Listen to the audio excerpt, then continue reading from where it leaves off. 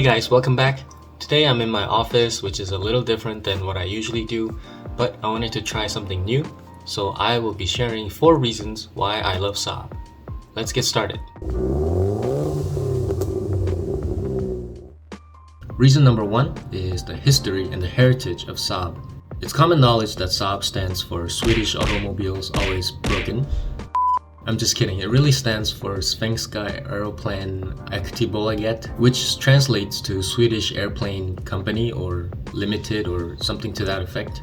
They were and still is a company that makes airplanes, more specifically jets and air defense systems. So when they were designing their first car, their approach was completely different.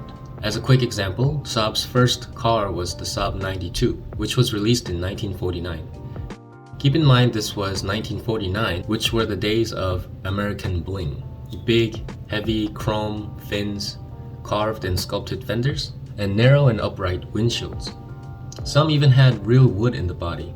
At the time, maybe the Volkswagen Beetle was a departure from the mainstream design, but SAAB came out with this thing as their first car, which was different. They believed in their ethos so much that they came out with a completely different concept, and that never changed even after GM bought them out, which is partially why they went under, but that's for a different episode. Another one of SAAB's heritage was safety. Some of their early innovations were standard seatbelts, center-mounted ignition, headlamp washers, side impact beams, steel-reinforced bars across the rear seats, impact-absorbing interior door panels, knee roll impact pads, asbestos-free brake pads, night panel, active headrests. The point is, they were one of the main pioneers who innovated safety features which cars still use today. They weren't just a car company stamping out boring, soulless cars. They really cared about what they were making. They were also the first to put turbochargers in mainstream family cars, which naturally made them quick. And that brings me to my next reason. A sleeper is a car that looks slow but is actually fast. Before SAAB put turbos into family cars, turbocharging was limited to expensive performance cars. The SAAB 99 Turbo, released in 1978, was the first production car to successfully incorporate the turbocharger. And with that kind of history, SAAB basically mastered small displacement, high horsepower turbocharged engines, which by the way, every car maker is doing now. In the case of the 95 Aero, it has 250 horsepower from factory, and later models squeezed out an even more impressive 300 horsepower with the factory Hirsch tune. And at that point, it's way above your average sports car territory. There is a saying that you can't beat a SAAB on the highway, and that is certainly true. And then there's the mid-range clout. The rate this thing goes in second gear from 40 to 70 miles an hour is just...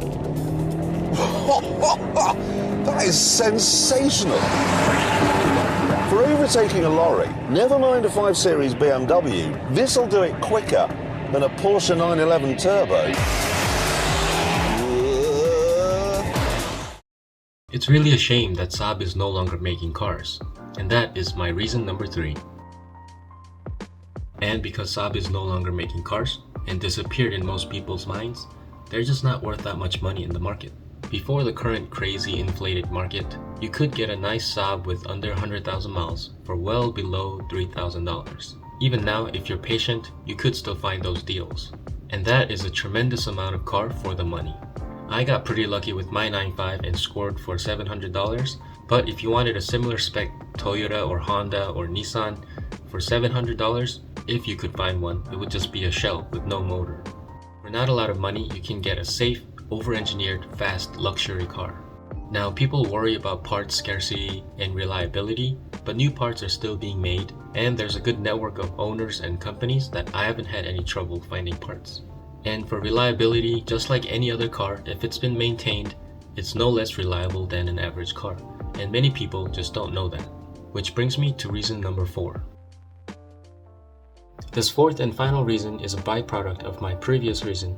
SAABs no longer make cars, people forgot about them, they aren't worth much money, so naturally SAABs are rare. When was the last time you saw a SAAB, if at all?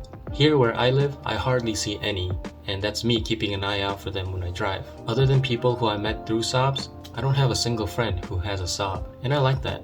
One of the joys of being a car enthusiast is to show originality and individuality through our cars. And for me, SAAB is the definition of individuality and originality. Their mindset and approach when building cars was unique, and it showed through their cars. I believe that SAAB was ahead of its time and the world wasn't ready for them. I think SAAB ownership is truly a special experience, and I consider myself lucky to know this and to live it. So if you don't have a SAAB, I hope you get a chance to own one in the near future. In the meantime, keep watching my videos for more SAAB content. So that's all for this video. As always, thanks for watching, and I'll see you guys on the next one.